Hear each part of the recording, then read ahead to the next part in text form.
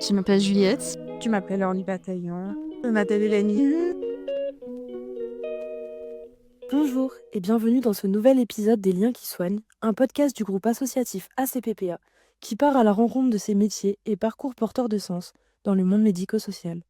Aujourd'hui, à l'occasion de la signature collective de 7 nouveaux jeunes volontaires avec le service civique Solidarité Senior, nous avons le plaisir d'échanger avec plusieurs jeunes en mission au sein de nos établissements.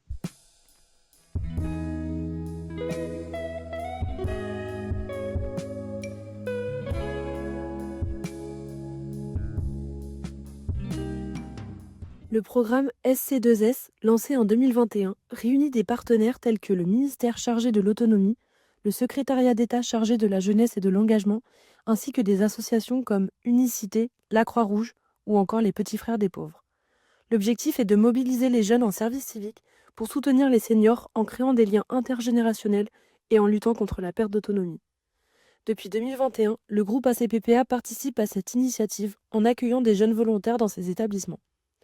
Pour l'année scolaire 2024-2025, ce sont 55 jeunes qui intègrent les résidences ACPPA en Rhône-Alpes, tandis que 85 volontaires accompagnent 32 établissements à l'échelle nationale, illustrant l'ampleur et l'impact de ce programme. Pour mieux parler de cette collaboration, nous avons le plaisir d'écouter Lénaïque Nantes, chargée de développement pour l'association Service Civique Solidarité Senior, ainsi que Hélène Vu, animatrice à l'EHPAD des Altéas. Du coup, pour moi, le groupe ACPPA, ça a une signification particulière parce que c'est, à titre personnel, j'ai mon premier contrat signé quand je suis arrivée il y a 3 ans et demi. C'était à l'EHPAD de la Castellane. Et c'est aussi le premier contrat signé en intermédiation sur toute la région Auvergne-Rhône-Alpes. Donc l'association est née il y a maintenant 4 ans et c'était notre premier contrat régional. Bonjour, je m'appelle Hélène Vu, je suis animatrice aux Altéas là, depuis mars de l'année dernière. Auparavant, j'étais donc animatrice dans un autre établissement et c'est dans cet autre établissement que j'ai déjà accueilli par 2 fois des services civiques, donc 2 binômes. Vous allez voir que le service civique est aussi une belle opportunité pour les jeunes en réorientation, mais aussi pour ceux qui ne trouvent pas leur voie. Pour mieux comprendre ces enjeux, nous avons interrogé 2 jeunes volontaires service civique fraîchement arrivés. Je m'appelle Juliette, j'ai 24 ans. Je suis une passionnée de la scène depuis que je suis toute petite. J'ai fait des études en art du spectacle, puis je suis partie au Canada pour me former dans le cinéma. Alors bonjour, je m'appelle Orly Bataillon, j'ai 24 ans. J'ai fait des études de droit et l'année dernière, j'ai arrêté. J'ai fait une réorientation cette année, ça m'a pas plu. Et du coup, pour ne pas perdre mon année, je me suis dit, je vais faire un truc qui a du sens. Du coup, j'ai choisi de faire service civique. On a des volontaires qui ont des parcours assez différents selon les jeunes, mais ce qui va vraiment les lier, c'est la motivation de s'engager auprès de personnes âgées. Des jeunes qui veulent plutôt travailler sur le volet animation, qui font après un BPGEPS, après leur service civique. Et après, on a des jeunes qui sont pas forcément dans le milieu du médico-social, qui veulent pas forcément s'orienter sur des missions, sur des formations auprès du grand âge, mais qui ont envie de se sentir utiles pour le public âgé. J'ai choisi de travailler avec des personnes âgées, l'EHPAD tout simplement parce que ce sont des personnes qui m'apportent énormément.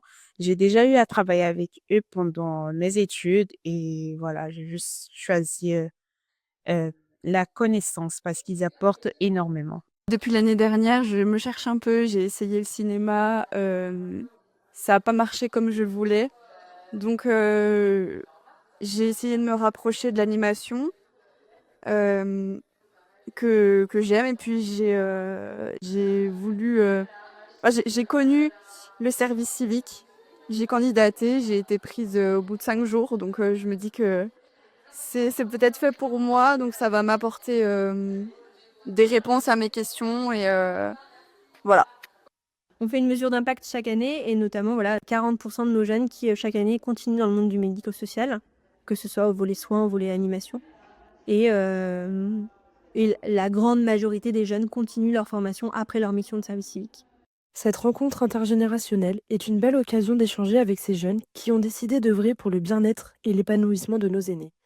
Une vocation guidée par la recherche de sens au travail, mise en lumière par le micro de la CPPA.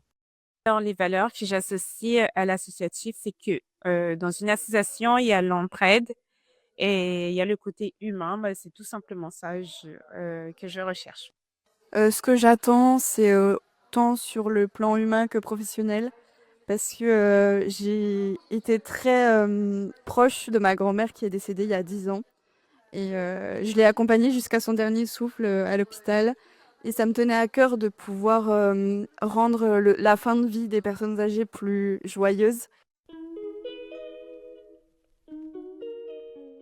Je vous propose de découvrir le témoignage d'Hélène Vu, car le service civique est aussi une aventure pour ceux qui accompagnent ces jeunes durant leur mission.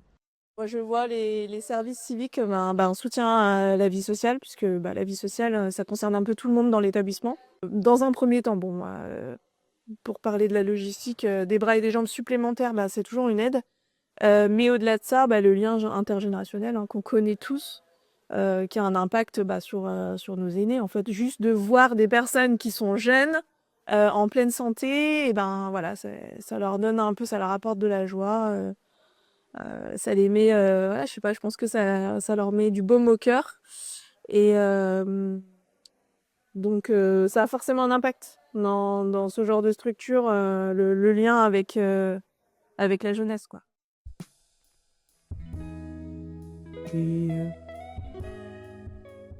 Un grand merci à nos invités pour avoir partagé avec nous leur expérience de service civique au sein du groupe ACPPA. Nous espérons que cet échange aura permis de mieux comprendre l'importance de ces missions et l'impact qu'elles peuvent avoir tant pour les jeunes qui les accomplissent que pour les personnes qu'elles accompagnent. Merci également à vous, chers auditeurs, pour votre écoute. Si ce podcast vous a intéressé, n'hésitez pas à vous abonner pour découvrir nos prochains épisodes. À très bientôt pour un nouvel épisode des Liens qui soignent.